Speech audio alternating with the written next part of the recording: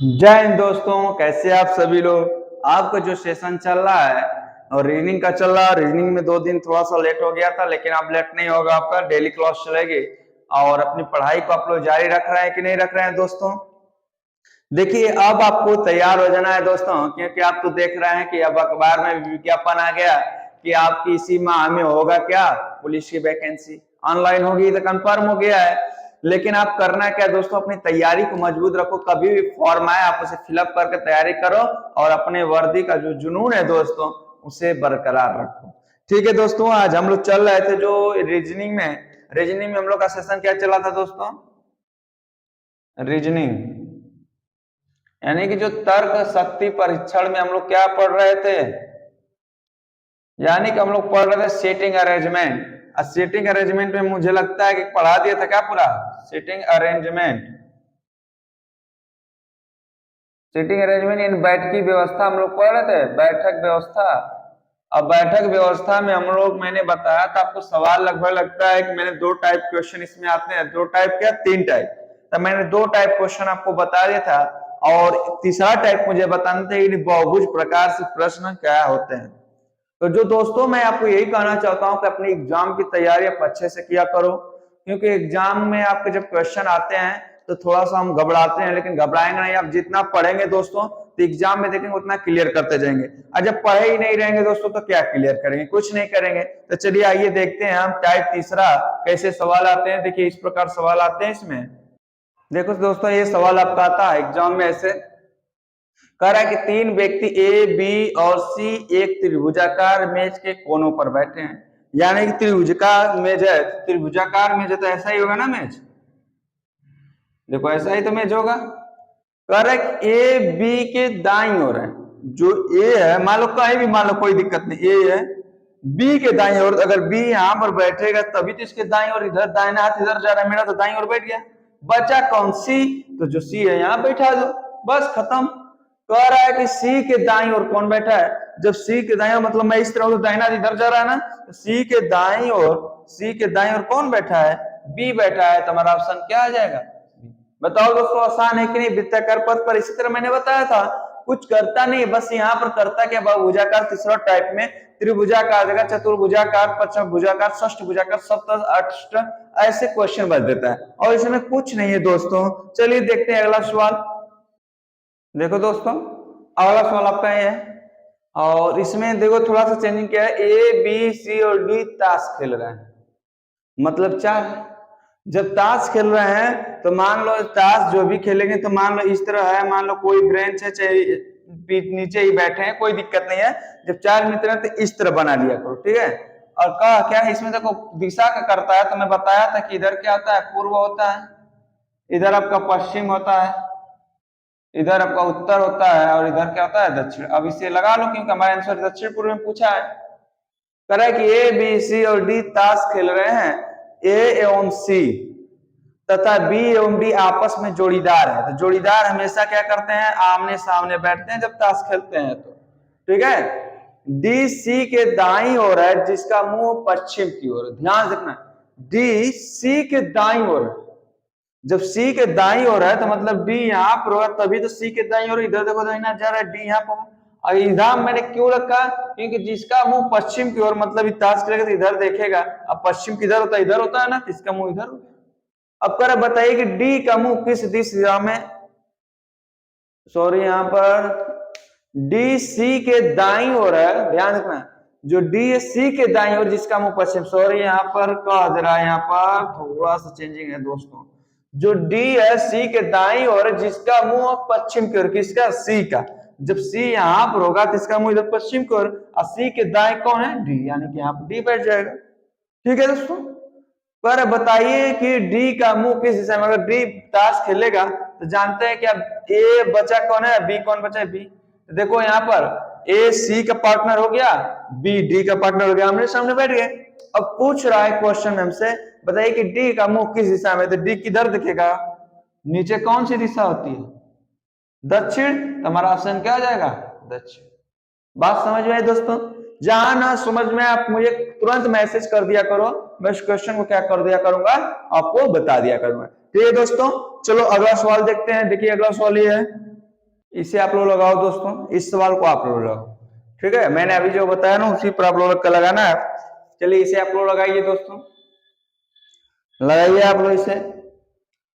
मैंने अभी इस सवाल को जस्ट बताया पीछे, उसी तरह इसको भी लगाना है आप लोग। कह रहा है कि ए बी सी और डी कैरम का खेल खेल रहा है, मतलब कैरम किस तरह होता है? कैरम देखते हैं इस तरह होता है, यही नहीं होता है। यहाँ पर एक गोला होता है, यहाँ पे एक गोला होता है, यहाँ पे एक गोला होता है, यहाँ पे गोला होता है, यहाँ पर आपका जो भी रहता है इधर उधर मारते हैं। ए सी और बी डी पार्टनर, पार्टनर मैंने बता दिया, कैरम हो चाहे कोई भी हो तो आमने सामने बैठते हैं। तो ताश में भी आमने सामने, कैरम में भी आमने सामने।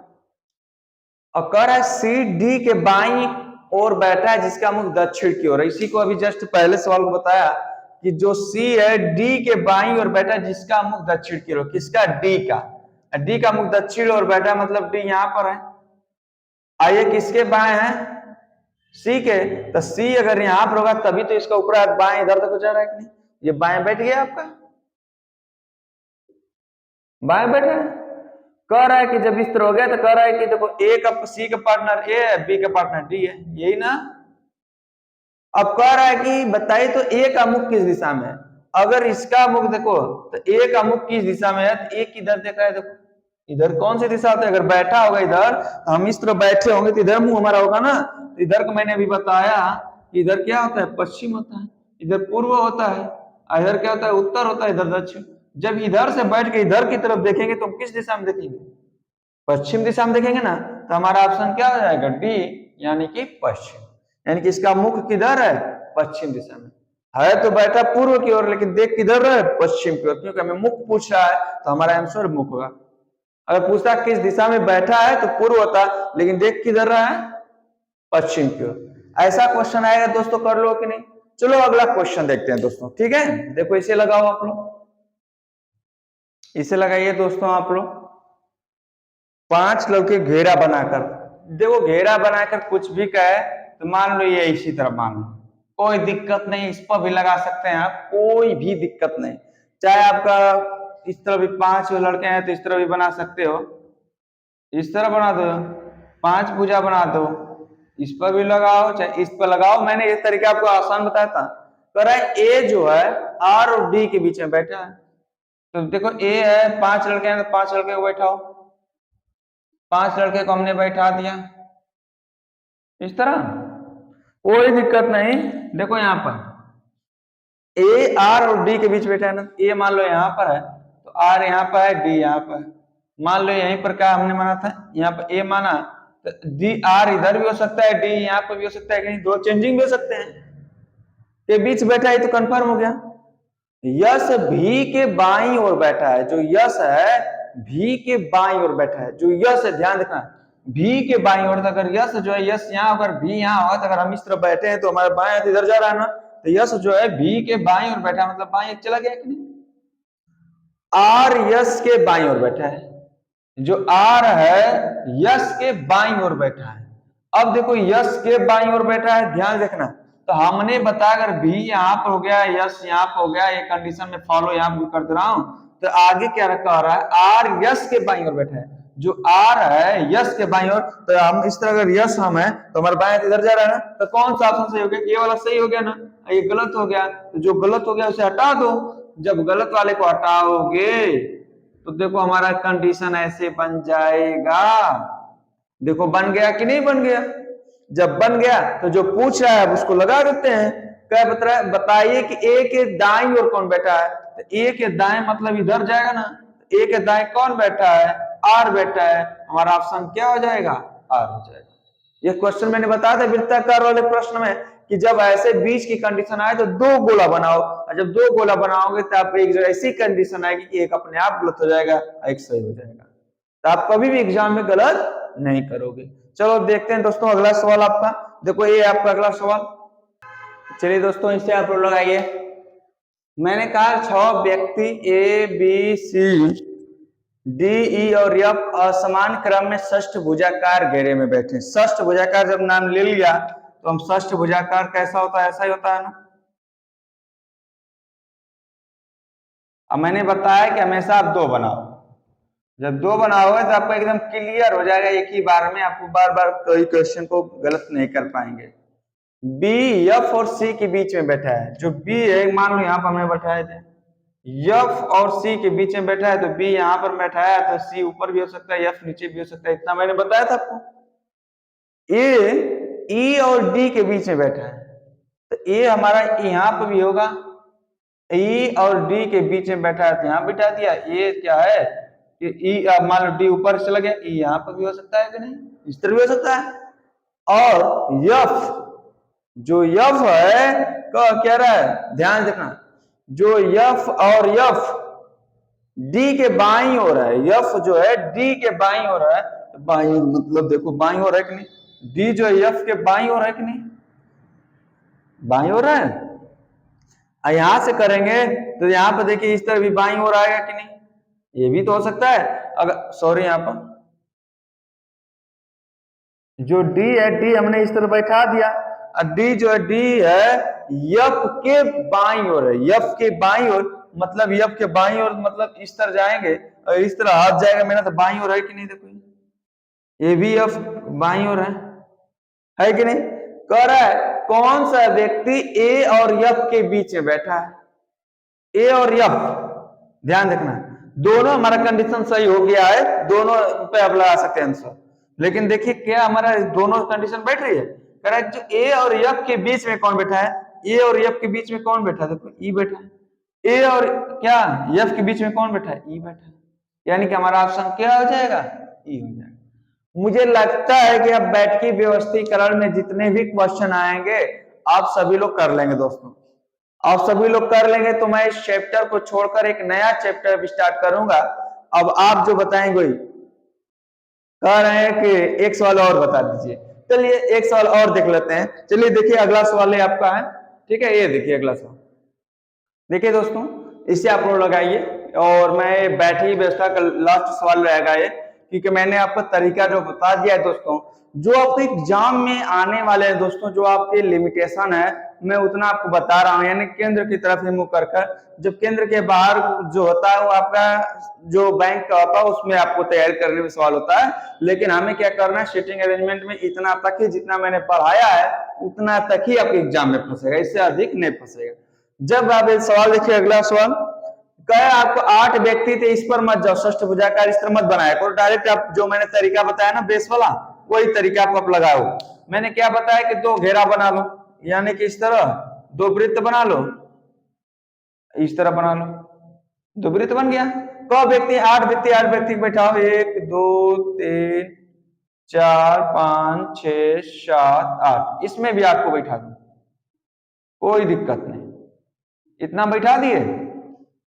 इतना बैठाने के बाद अब सवाल लगाओ, बी जी और डी के बीच में बैठा है, जो बी है जी और डी के बीच में बैठा है, यही ना होगा, तो मैंने यहां पर भी लिख दिया बी, डी ऊपर कर दो और जी नीचे कर दो, यही बताया था आपको। फिर क्या करें, यच बी के बाई और तीसरे, यच जो है बी के बाई और तीसरे, तो बी यहां पर है, बी के बाएं ऊपर से जाएगा ना, बी के बाएं और तीसरे पर है, तो मतलब 1 2 3, यानी कि यच यहां पर, एवं ए के दाई और दूसरे स्थान पर है, मतलब एक यच क्या है, ए के दाई और ए का दाई इधर ऊपर जाएगा, दूसरे स्थान पर यहां पर आ गया। उसी प्रकार का कह रहा है यहां पर मैंने यच रख दिया, यहां पर क्या रख दिया, ए रख दिया, कोई दिक्कत, मुझे उम्मीद है आपको यहां तक दिक्कत नहीं हुई होगी।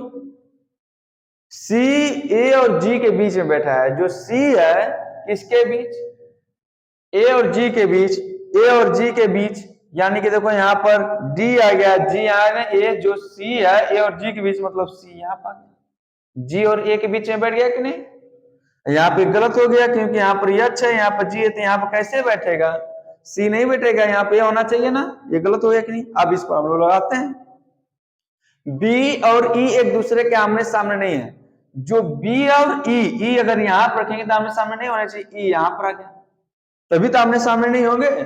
अब लास्ट में बचता कौन है उसको रख दो, देखो कौन बचा, ए हो गया, बी हो गया, सी हो गया, डी हो गया, ई हो गया, एफ बचा, एफ यहाँ पर रख दो, ये हमारा इस तरह इस पर लगाएंगे, सही हो गया।